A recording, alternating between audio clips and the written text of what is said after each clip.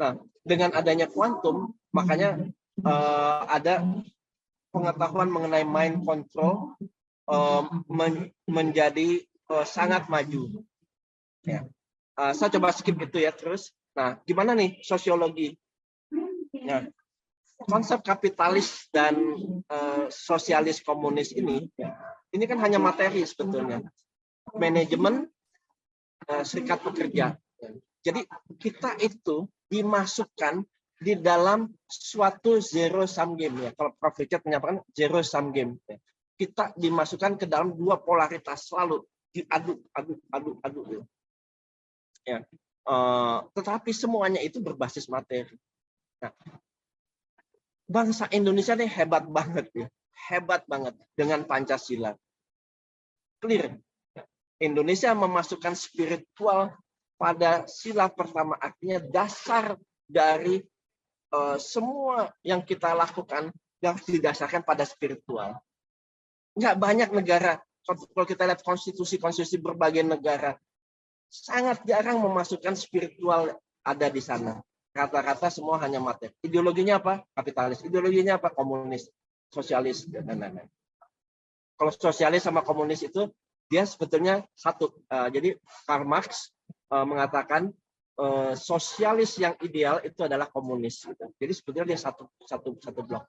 Jadi dibuat dua polaritas. Makanya manajemen dan serikat pekerja yang selalu ribut selalu ini karena apa? Karena sebetulnya ada yang membuat ini. Jadi kita berkompetisi, kita iri dengki sama orang gitu ya. Oh, tetangga kita lebih maju, iri dengki itu karena apa? Paradigma tadi. Kompetisi. Oh, saya harus lebih maju. Tadi Darwin mengatakan the most survival is the strongest. Oh, ada orang yang lebih kuat, makanya kalau gitu saya lebih kuat dari tetangga saya gitu. Dibanding-bandingin, berlomba-lomba, semua hanya materi. Jadi orang yang nggak punya materi ini rendah hati, dia malu, minder gitu ya, karena saya nggak kaya. Jadi udah konotasinya. Apalagi SD, SMP, SMA kita ya, pengetahuan dulu masih ada pendidikan moral ya,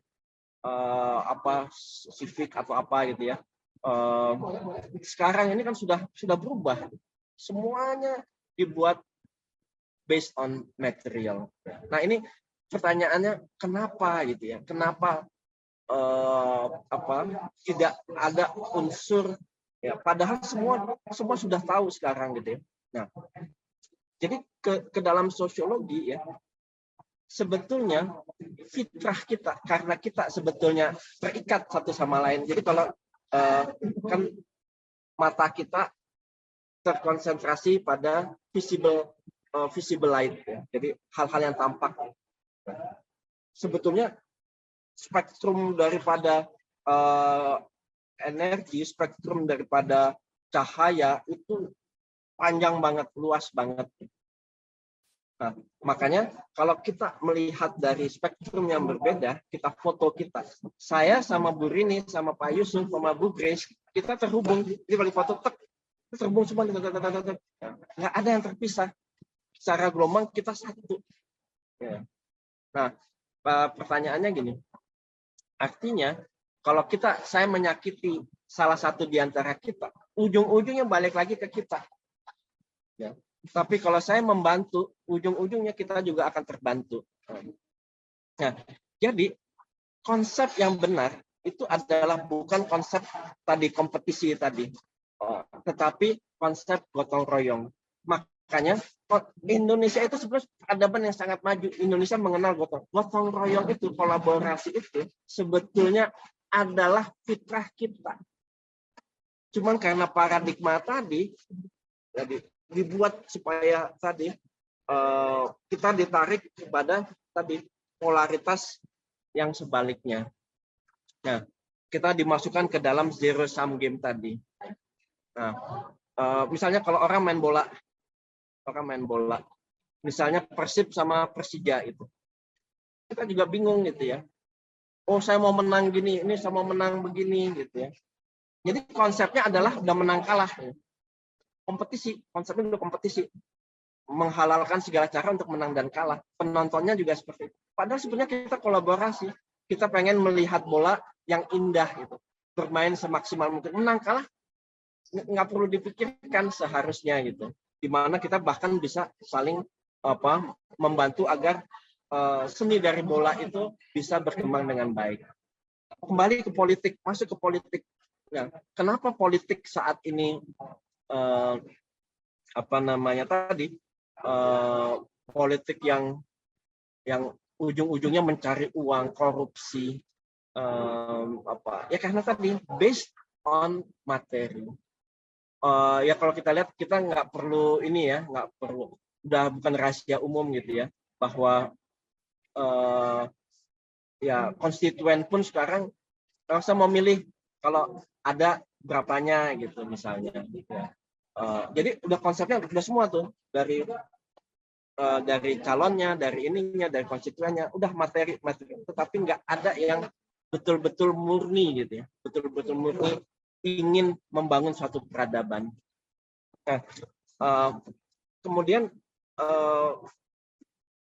kenapa juga fitrah gotong royong ini menjadi kesimpulan kita ya. Kan tadi karena konsep fraktal tadi, konsep hologram tadi, bahwa level makroskopis itu kita bisa lihat dari diri sendiri kita sendiri. Bayangkan jantung kita memiliki sel yang banyak, hati kita, pankreas, limfa, apa segala macam. Bayangkan kalau dia nggak bergotong royong, bayangkan kalau saling berkompetisi satu sama lain ya. Padahal mereka punya their self intelligence masing-masing. Ya. Bayangkan kalau saling sikut menyikut dan lain-lain ya. Nggak ada gotong royong. Kita dihasilkan dari sel-sel ini itu juga berbasis gotong royong. Kalau kita lihat dalam sudut pandang yang besar ya, maka why not humanity secara keseluruhan? Kita human ya. Secara besar adalah humanity. Kenapa nggak antara human? Kalau sel itu kecil, besarnya itu adalah human. Human kalau bisa bergotong royong dengan human lain, maka kita akan membentuk suatu yang namanya suatu humanity, suatu kemanusiaan, suatu dunia alam semesta berbasis kepada gotong royong, saling membantu, saling kolaborasi. Dan ini yang nggak ada di dalam dunia ini. Nah, tadi dari manakah paradigma itu? Begitu kita urut-urut, ini protokol Zionis di akhir abad 18 ini memperkuat, membangun suatu ekosistem berbasis materi ini. Ini yang sampai saat ini kita rasakan terus hasil dari protokol ini. Nah, sekarang pertanyaannya, bagaimana kita bisa keluar dari permasalahan ini? Ini juga yang menjadi pertanyaan. Jadi satu-satunya yang bisa memperbaiki ini adalah kebangkitan spiritual, yaitu kebangkitan orang-orang yang mengerti sebetulnya paradigma yang benar dalam hidup kita. Tadi paradigma untuk kita saling tolong-menolong, membantu, paradigma kebaikan, ya paradigma ya seperti yang kita selalu pelajari di dalam grup ini. Ya. Terus apakah bisa kita orang kecil, mereka orang-orang besar dengan dana yang besar? Nah, kalau kita jawab menggunakan konsep fraktal, bisa. Karena setitik pikiran kita, dia akan memicu hologram, tadi berbasis hologram, memicu pemikiran orang banyak. Kalau kita melihat kita berusaha maksimal, hasil akhir kita serahkan kepada Sang Pencipta yang bisa membolak-balikan.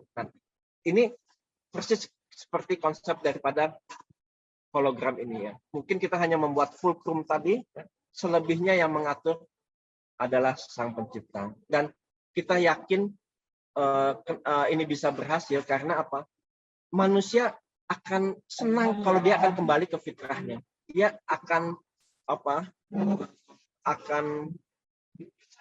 merasa nyaman gitu ya kalau kembali ke fitrahnya ya. Makanya dengan keyakinan itu ini bisa mudah-mudahan ini bisa tercapai. Nah,